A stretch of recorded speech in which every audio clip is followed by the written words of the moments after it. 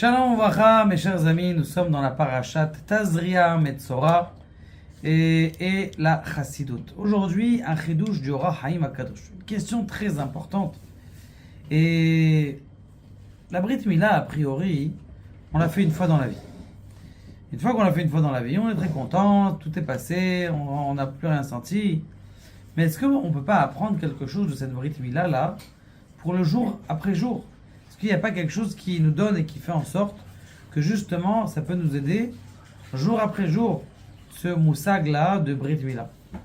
Eh bien, le Ora Haim Akadosh il donne une explication. Alors, on sait très bien que pour faire la Brit Mila, eh bien, il y a plusieurs étapes.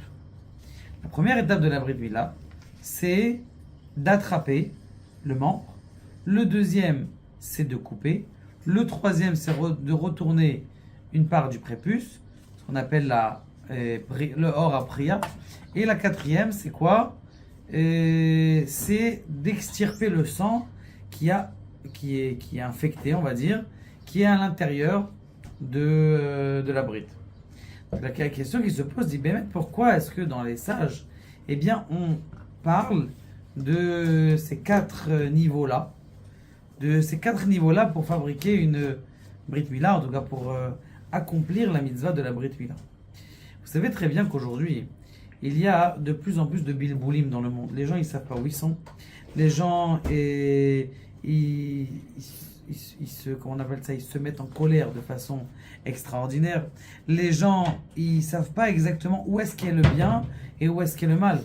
Les gens ne savent pas, comment on appelle ça, retrouver une simcha intense de ce qu'ils sont. Souvent les gens, ils ont une joie, mais cette joie-là qu'ils ont, eh bien c'est une joie qui est éphémère. C'est pas une joie qui est profonde. Donc c'est la raison pour laquelle, eh bien, il dit le Ora Haim Akadosh que dans le monde il y a 4 sortes de klipot, c'est-à-dire de forces du mal.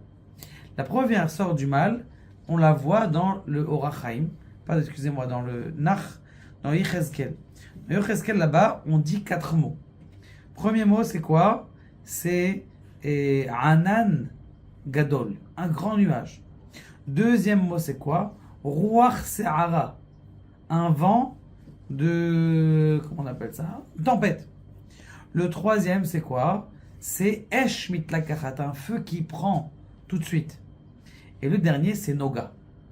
Noga, a priori, ça a l'air d'être un peu une lumière, et d'être aussi une lumière qui est...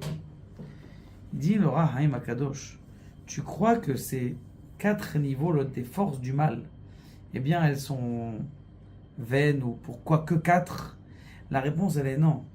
Mais à l'intérieur de nous, on a des choses, des écorces qui nous empêchent d'arriver à des niveaux. Par exemple, il dit, c'est quoi le nuage?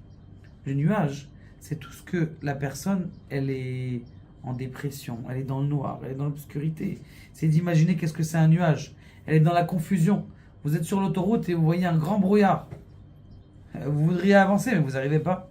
Ça, ce manque de kivun, eh bien, ça fait référence à la première chose qu'il y a lorsque l'enfant, eh bien, avant qu'on lui coupe, on attrape cette partie de la peau. Deuxième niveau, c'est la tempête. C'est quoi la tempête dans notre vie? Eh bien, la tempête, c'est souvent la colère. D'où est-ce qu'elle vient la colère en général? Elle vient souvent de l'orgueil. Quelqu'un, il est beaucoup orgueilleux. Eh bien, plus ton niveau d'orgueil il est élevé, plus lorsqu'on ne fait pas ce que tu as demandé, eh bien, ce qui se passe, c'est que tu te courroues, tu t'énerves.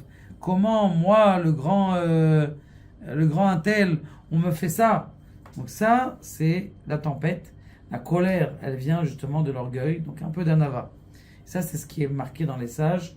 Dans les sages, c'est marqué dans le Nach, dans les Chezkel, que c'est le deuxième écran qui nous empêche de rapprocher de Dieu. La troisième, c'est le feu. Esh Mitlakachat. Juste une fille, elle est passée à côté de lui, il a regardé de la tête aux pieds. Combien de feux, combien de feux il y a dans le monde? Vous regardez sur votre téléphone, si vous n'avez pas un téléphone cachère, déjà il y a toujours une femme qui passe. Ça y est, le feu de la pulsion, de la tentation, du fantasme, elle commence à se réveiller. Ça, c'est la troisième klipa. Donc le Yetzer Hara, il utilise et la dépression, et l'orgueil et la colère. Et la troisième, c'est le feu de ses pulsions. La quatrième, c'est quoi? C'est très intéressant. Quatrième, c'est ce qu'on appelle la Klipat Noga. Alors la Klipat Noga, eh bien justement, vous savez ce qu'elle a la Klipat Noga? Écoutez bien, écoutez bien. La Klipat Noga, c'est un mélange qui a de bien et de mal. D'un côté, c'est de la lumière, mais d'un autre côté, c'est une lumière qui n'était pas encore arrivée.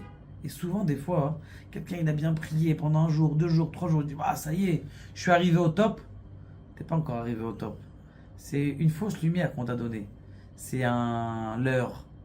Quelqu'un dit ça, Baruch Hashem, je suis bien posé. Alta amin be'atzmecha diomotcha. Ne crois pas en tes jours jusqu'à la fin. Donc, nous, on croit que lorsque quelqu'un il a une Brit Mila, eh bien, ce qui se passe, c'est que c'est une fois dans la vie, mais en vérité, la force d'enlever le Yetzer Hara, la Brit Mila, c'est qu'un remède, c'est-à-dire une allusion à tout ce qu'on fait tous les jours. On se bat contre la dépression, on se bat pour avoir de la joie. La deuxième chose, Ruach Sehara, on se bat contre la colère, on essaie de se contenir contre ce vent qui est très fort. La troisième, c'est les pulsions non contrôlées des femmes et des désirs, des plaisirs et toutes ces choses-là. Et la troisième, c'est quoi? C'est des leurs, c'est-à-dire d'apprendre à utiliser même le mal, déjà d'utiliser le bon mal et de le mettre dans un bon kivun et d'utiliser le mal pour faire du bien. Et ça, justement, c'est ce qu'on apprend Bidiouk dans la Brit Mila. Nous, on croit que la Brit Mila, c'est on a fait, on est content, on a bien chanté, Vénigmar assez pour. Mais en vérité, la Brit Mila, qu'on est Mekayem à chaque instant, celui qui a la Brit Mila, eh bien, il est Mekayem, ça veut dire quoi? D'accomplir la Brit Mila, eh bien, de garder en tête qu'on se sépare jour après jour des forces du mal. Et on finit par se battre et on finira par l'avoir, Bezrat Hashem. Baruch Adonai, Le'olam, Amen.